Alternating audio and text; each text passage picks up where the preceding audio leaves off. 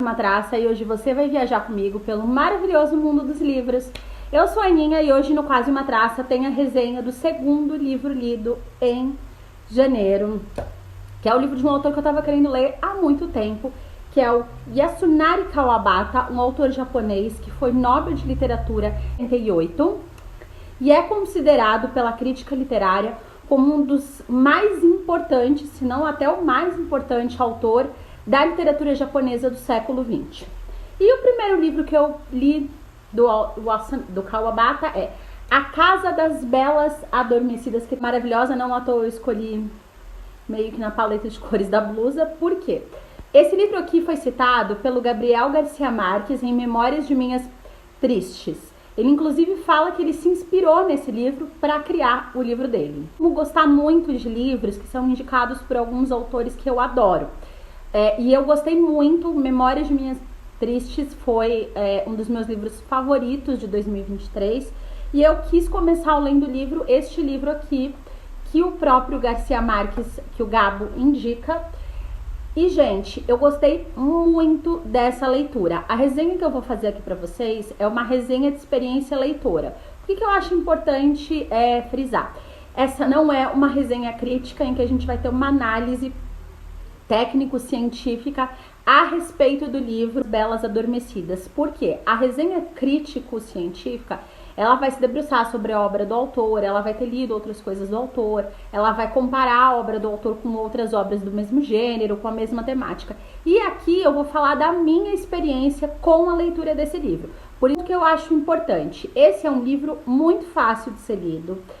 Eu li nessa edição da Estação Liberdade, que é uma editora no Brasil que publica muitas obras da literatura asiática, sempre com os maiores especialistas que o Brasil tem nessa literatura, grandes pesquisadores que são chefes de cadeira de grandes universidades, muitas vezes, para traduzir. Então, a tradução é muito fiel, é muito importante ter uma boa tradução quando a gente fala de literatura asiática, porque tem muitos fatores culturais envolvidos quase que sempre na escrita e nas histórias que são contadas. Ponto importante, esse é um livro com uma temática densa, complicada, um tanto melancólica e que a gente tende a ver ou retratar na literatura muitas vezes de uma maneira clichê e óbvia. Ótimas notas de rodapé que vão te ajudar a adentrar e compreender detalhes da história de uma maneira muito mais aprofundada.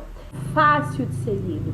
Não tem questões culturais, por exemplo, que eu encontrei no livro do Travesseiro da Sei Shonagon, que vão precisar de um estudo, de uma pesquisa para você de fato entender a história que está sendo contada nesse livro. Ele tem questões que permeiam a existência humana ao redor do mundo e que com muita facilidade a gente vai se conectar, a gente vai entender e a gente vai compreender. Então, sobre as quais mais significativamente esse livro se debruça.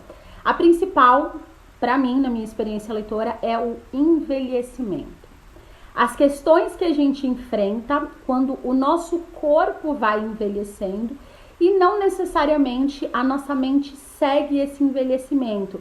Então, nós nos deparamos com questões quanto à dinâmica da nossa vida, coisas que a gente deseja fazer, experiências que a gente deseja continuar vivenciando, mas cujas respostas o nosso corpo não dá da mesma maneira como ele dava outrora na primavera da vida, como alguns autores gostam muito de citar na literatura. Este é um livro melancólico, bastante delicado, bastante sensível e que usa um tema que normalmente na literatura é tratado de maneira clichê e violenta, a questão de como lidar com a sexualidade frente ao envelhecimento. Nesse caso específico, nesse livro, ele vai tratar A Casa Bela Adormecida, essa questão dentro do universo masculino exclusivamente. Todo o ponto de vista que o livro retrata é a partir do ponto de vista do seu protagonista e praticamente o único personagem do livro, que é o Eguchi, ou Eguchi, não falo japonês, se alguém souber a pronúncia correta me fala aqui, e como ele está lidando de maneira muito melancólica, muito pesarosa, com as questões fisiológicas do seu corpo frente ao envelhecimento, e ele começa a frequentar esta casa, que é uma casa onde moças são medicadas, recebem algum tipo de substância para ficarem no estado de sono profundo. Estes homens, e fica muito claro no livro que os frequentadores dessa casa são exclusivamente homens que já envelheceram bastante, e eles pagam para dormir exclusivamente ao lado dessas moças. É proibido ter conjunção carnal, não existe a conjunção carnal com essas moças, e eles passam literalmente, é como se fosse uma experiência que é ligada à sexualidade, mas em que não existe a conjunção carnal. Aí ele frequenta essa casa em algumas vezes, e aí ele começa a se debruçar e refletir sobre outras amantes que ele teve no decorrer da sua vida, como elas foram importantes para sua vida, como elas marcaram determinados momentos, como elas fizeram ele refletir sobre a sua existência e sobre a sua condição a partir dessa relação amorosa carnal. Esse contato de dormir ao lado dessas moças para o Eguchi é um momento de reflexão profunda quanto à sua existência. Ele começa a refletir sobre questões como a relação que ele tinha com as suas 3 filhas, a relação com a sua esposa, a relação com a sua mãe, todas as relações que permeavam a sua existência, sempre de uma maneira muito pesarosa, melancólica e extremamente reflexiva e crítica. Ele mesmo faz uma autocrítica frente ao seu comportamento diante de várias situações e circunstâncias, diante da maneira como ele lidou com algumas situações e como cada uma daquelas moças com quem ele tem essa interação, nesta casa das belas adormecidas, provoca nele uma sensação e uma lembrança de uma maneira completamente diferente, sendo que nem ao menos elas têm uma semelhança física ou com essas amantes ou com aquela situação que ele está refletindo sobre.